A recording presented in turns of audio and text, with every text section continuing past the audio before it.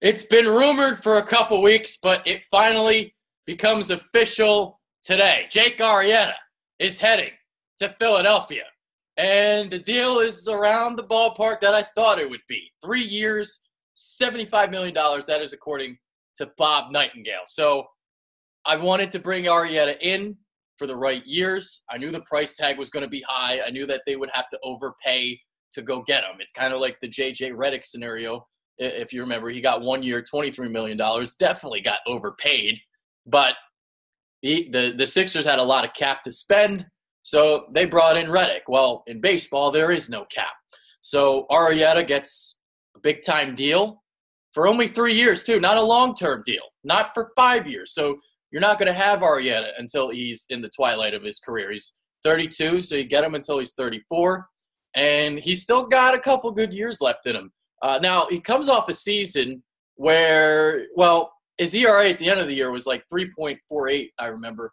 But he had a strong second half to the season following the All-Star break, and he's known to do this. He did this during his historic Cy Young Award season where in the second half of the year he had a minuscule .75 ERA. Well, last year it was 2.28 after the All-Star break. Career 3.08 postseason ERA, and you know what? I look at this situation, and maybe he's the arm that can help put the Phillies into the wild card discussion, and it's not that crazy. Think about the Minnesota Twins. The Phillies are kind of in a similar position to where they were 2 years ago. Minnesota went from 59 wins to 85 last year, and they made a wild card.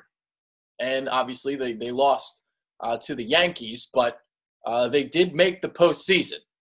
So you got a number one starter in Aaron Nola. You know what you have there. And Nola had, speaking of a second half run from June to August of last year, he had a 10-start run where he had a 1.71 ERA and pitched at least 6 innings in each one of those starts while giving up 2 runs or less. So you have Nola and Arrieta at the top of the rotation now, and you know what you got. Because after that, we'll see. Jared Eichhoff comes off a poor season. Vince Velasquez, can he maintain his control? Because if he continuously can't get out of the 5th inning, well, maybe the bullpen is where he'll be ending up in his career. Maybe they won't move him this year. We'll see. Jake Thompson already looks like he's heading to a relief role. So instead of having to fill 2 spots at the end of the rotation, now you only have to fit 1, whether that's Nick Pivetta, Mark Leiter, Ben Lively, whoever. But you got 2 guys at the top of your rotation.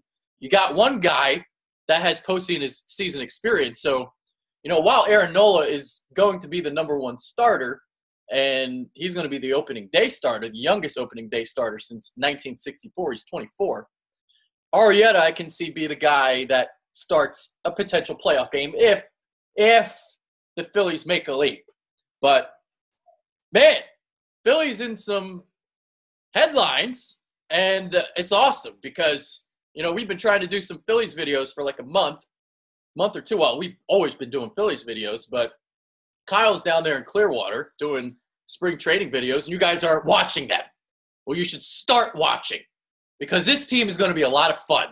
And you think about progressive organizations, you can put the Phillies up there. They used to be the least progressive organization when Ruben Amaro was here. They weren't into the analytics and the sabermetrics. Well, that's kind of where the game is going. And you look at the teams who have contended and reached the World Series, the Cubs, the Astros, the Dodgers. These are teams that, the Indians, these are teams that have represented their respective leagues in the World Series the last 2 years. So we'll see what Gabe Kapler has in store. This is going to be a fun Philly season, and I can't wait for opening day. And Jake Arrieta is a Philly. How about that? So with that being said, I'm Adrian Fedkiw with some Phillies news today. That's right. Take care.